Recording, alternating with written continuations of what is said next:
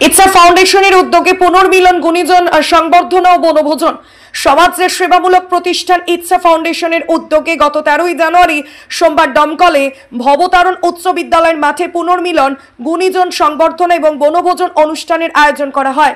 ইচ্ছা ফাউন্ডেশন বরাবরই সমাজে দরিদ্র, নিপীড়িত ও অসহায় মানুষের পাশে দাঁড়িয়ে রক্তদান, শীতবস্ত্র বিতরণ সহ বিভিন্ন জনসেবামূলক কাজ করে আসছে। অনুষ্ঠানে উপস্থিত ছিলেন দমকল মহকুমার শাসক শুভঙ্কর বালা আইপিএস, দমকল মহকুমা আরক্ষা আধিকারিক শুভম বাজাজ আইপিএস, দমকল থানার আইসি পার্থ সারথী, জেলা পরিষদের উপাধ্যক্ষ তজিমউদ্দিন খান, দমকল ভবতারণ উচ্চ বিদ্যালয়ের প্রধান শিক্ষক চন্দন মণ্ডল এবং বিশিষ্ট সমাজসেবী আব্দুল হামিদ বিশ্বাস, শামীম শেখ সহ এমডি সেলিম ইউসুফ। অনুষ্ঠানে বিভিন্ন ক্ষেত্রে বিশিষ্ট ব্যক্তিদের গুণীজন সংবর্ধনা জানানো হয়। সংবর্ধনার শেষে বনভোজনে অংশগ্রহণ করেন আমন্ত্রিত অতিথি উপস্থিত সকল সদস্যরা। ইচ্ছা ফাউন্ডেশনের পক্ষ থেকে জানানো হয়েছে, এ ধরনের অনুষ্ঠানের মাধ্যমে সমাজের মানুষের সাথে আরো নিবিড় সম্পর্ক তৈরি এবং তাদের সেবায় আরো এগিয়ে আসার অনুপ্রেরণা খুঁজে পায় তারা। অনুষ্ঠানটি সর্বস্তরের মানুষের মধ্যে উষ্ণতা ও সৌহার্দ্যের পরিবেশ তৈরি করে সফলভাবে সম্পন্ন হয়।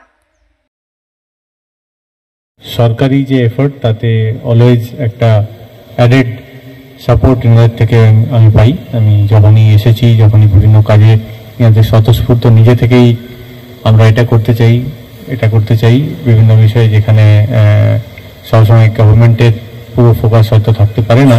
তারা নিজেরা একটা নিজেদের এফোর্ট থেকেও বিভিন্ন বস্ত্র বিতরণ থেকে শুরু করে ব্লাড ডোনেশন, বিভিন্ন জায়গায় ওনাদের একটা এফোর্ট থাকে। আমি আশা করব এই ধরনের প্রচেষ্টা চলবে এবং জনগণের সাপোর্টের সাথে আপনারা ভালো কাজ করুন, লোকের হেল্প করুন। ফাউন্ডেশন একটা খুব ভালো কাজ করছে, আর এটা দেখার আমাকে খুব ভালো লাগছে। এখানে যারা এনজিও আছে, নন গভর্নমেন্টাল অর্গানাইজেশন আছে, ওরা भी খুব আগে বড়ে চড়ে খুব ভালো ভালো কাজ করছেন। এখানে সমাজে একটা ইমপ্রুভ করার দিকে ওরা একটু কদম নিচ্ছে। শারীরিকভাবে তারা খুব ভালনারেবল পজিশনে চলে যায়।